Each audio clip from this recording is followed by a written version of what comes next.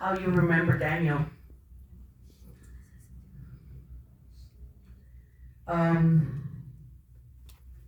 My son was very protective over his mother. Very, very protective. He, I would tell him, let people talk smack. Who cares? And he goes, no, they're not going to disrespect you in front of me. And I would have to control him because he would get, sometimes he want to fight. But, pero siempre lo controlaba. I could control him and stop him from making things, before he did something stupid. And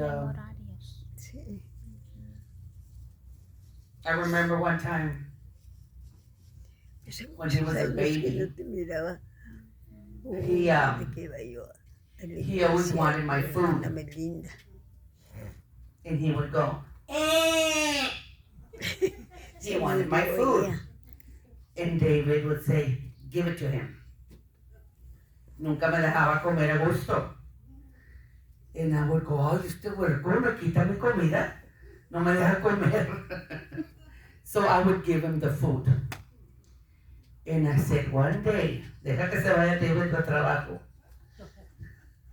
Well, I went outside and I had una mata bien grande de chili piquín, a little rich.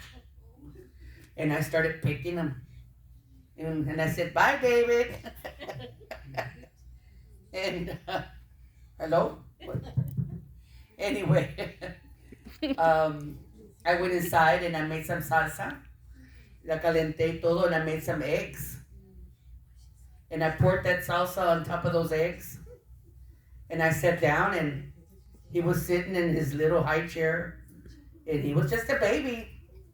But he was already showing me that I'm the boss. And I'm going to snap you out of it. Well, he looked at my plate and he goes, eat. You want my plate, baby? Eat it. Well, I gave him the plate and he started eating. Well, he fell back. Hot! Hot! He goes, you're going to eat it. No, I'm not going to eat it. I tell Daddy. Daddy doesn't come till 7. Well, let me tell you what, he learned his lesson. Did he ever take my plate of food away? No, he didn't. And Good child parenting, Rosa. Woo! Well, let me tell you, I would tell him what I did to him. Mom, you were being mean to me and I was just a baby. You were teaching him a lesson. But I, never again did he ever take my food away. Yeah. I have a lot of... But in a heartbeat, you would give him a whole plate and more just to be alive, huh? Right? He goes, Mom, he called me very excited. He goes, I got me an attorney that looked over my case. And he got the records from the courts. And he said that I was done dirty.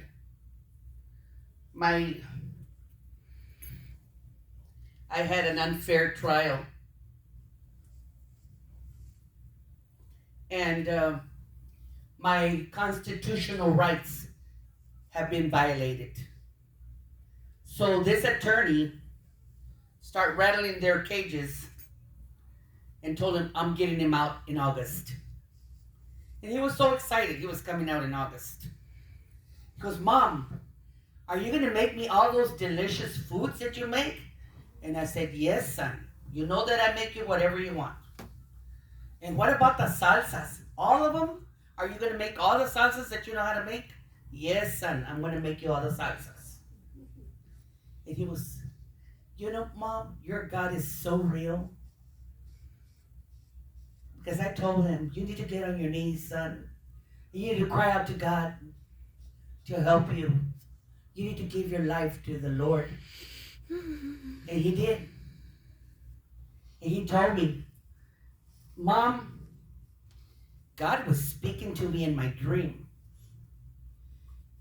He talked to me, Mom.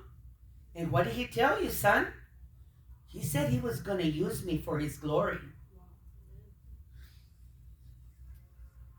Well, maybe not here in this place. Physically. But up there.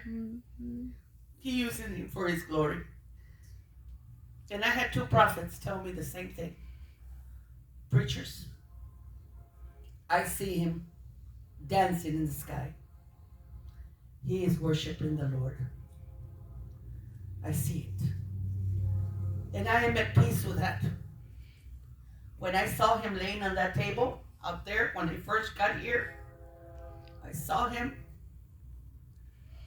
I could feel him embrace me. Mom, don't cry. Mom, don't cry. I don't want you getting sick. That's just my corpse. I'm not here anymore. I'm not suffering.